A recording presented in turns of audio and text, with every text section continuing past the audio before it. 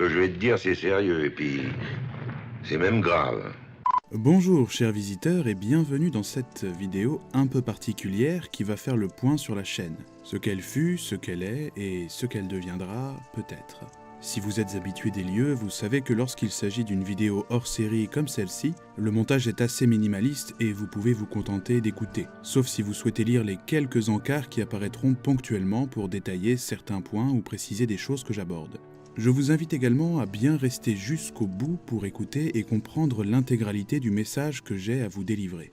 Comme vous le savez, ou pas, j'ai lancé cette chaîne début 2019, il y a bientôt 3 ans déjà. Que de chemin parcouru depuis lors. Votre grâce est sur les dents, l'histoire que j'ai choisi de publier en premier sur la chaîne et qui peinait à rassembler quelques dizaines de personnes à l'époque, est maintenant un livre publié et cumule plusieurs dizaines de milliers d'auditeurs, ce qui est un franc succès pour un livre audio indépendant. Sont ensuite venus les TCBS, d'autres fictions, puis la chaîne a pris son envol il y a de cela 1 an et s'est retrouvée propulsée dans des sphères que je ne pensais pas qu'elle atteindrait un jour. L'évolution continue paisiblement, mais dépend surtout des publications qui sont faites. Je ne suis pas d'une nature spécialement expressive, mais je vous assure que je suis très content de tout cela. Je suis aussi tout à fait ravi et honoré d'avoir su vous toucher, que ce soit par mes histoires ou ma façon d'aborder des thèmes historiques plus ou moins originaux. Mais malheureusement, ou heureusement peut-être, ce succès et l'évolution de la chaîne suscitent pas mal de chambards et m'imposent la prise de certaines décisions.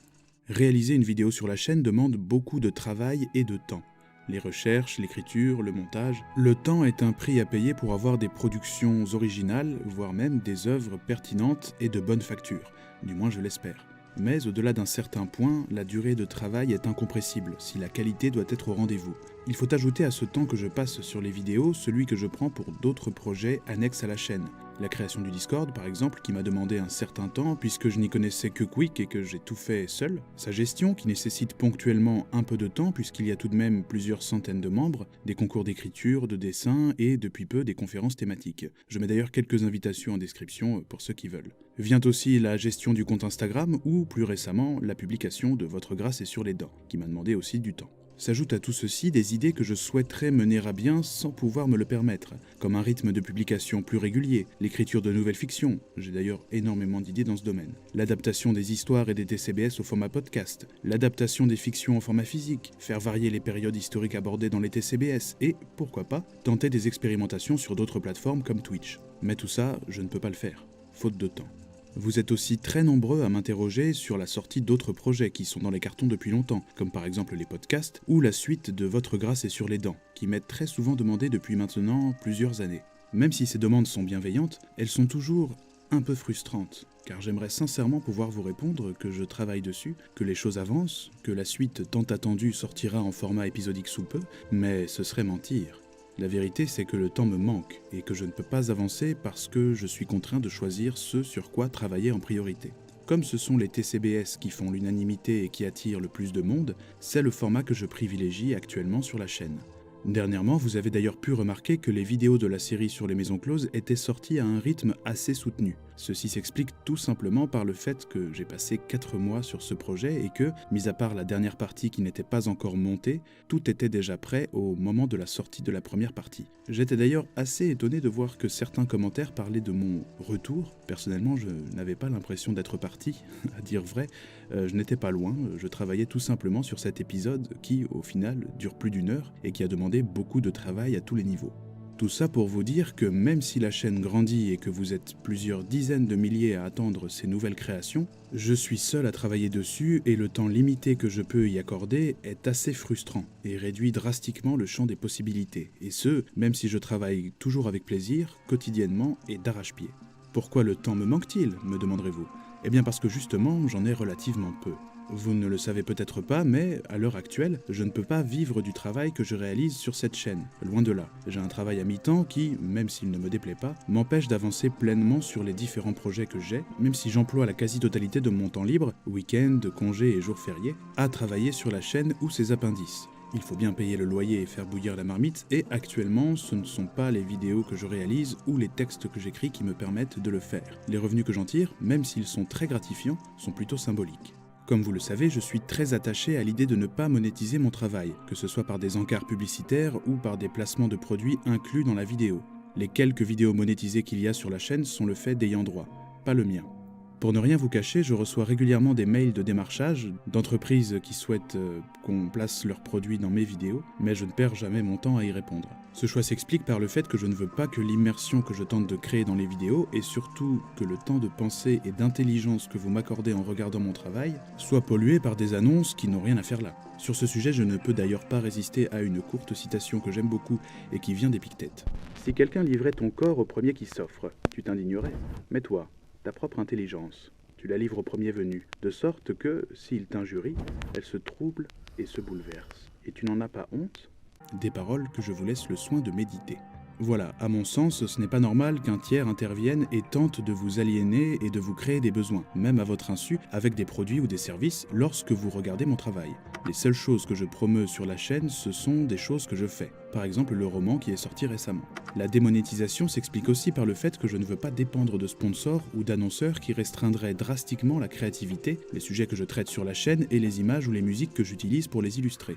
Par exemple, si je me souciais des annonceurs et des sponsors, vous n'auriez probablement jamais eu le droit à autant de vidéos sur ce sujet fascinant mais sulfureux qu'est la prostitution. Idem pour la foire aux cadavres de Paris ou le joyeux musée du Puy-Trin. Bref, l'absence de monétisation, si elle est l'ennemi mortel du profit facile, est l'une des garanties de la liberté créative. Et je préfère cette liberté au profit. Mais où est-ce que je veux en venir en vous racontant tout ça ? Eh bien, pour euphémiser, au fait que concilier mes activités sur la chaîne, qui demandent énormément de travail, mais qui, malgré son succès, ne me rapporte pas assez pour vivre, avec un emploi qui lui aussi prend du temps mais me permet de payer les factures, devient de plus en plus frustrant et difficile à gérer, que ce soit temporellement ou financièrement. Je suis dans un entre-deux et le choix est clair. Je peux soit rester prisonnier des contraintes temporelles et financières, au détriment des projets que j'ai et que vous êtes nombreux à attendre, soit je peux tenter de m'affranchir de ces contraintes et me consacrer pleinement à mes passions. L'écriture, la réalisation de vidéos, bref, à la chaîne, son développement et aux autres projets qui y sont liés. Le choix est clair et la réponse évidente. C'est la deuxième option que je voudrais suivre. Pouvoir vivre de mes créations et de ma passion. Seulement voilà, sans vous et sans votre soutien, je ne peux pas m'aventurer dans cette voie pour une raison bassement pratique. Bien que le sujet ne me passionne pas spécialement, je vais devoir vous parler d'argent.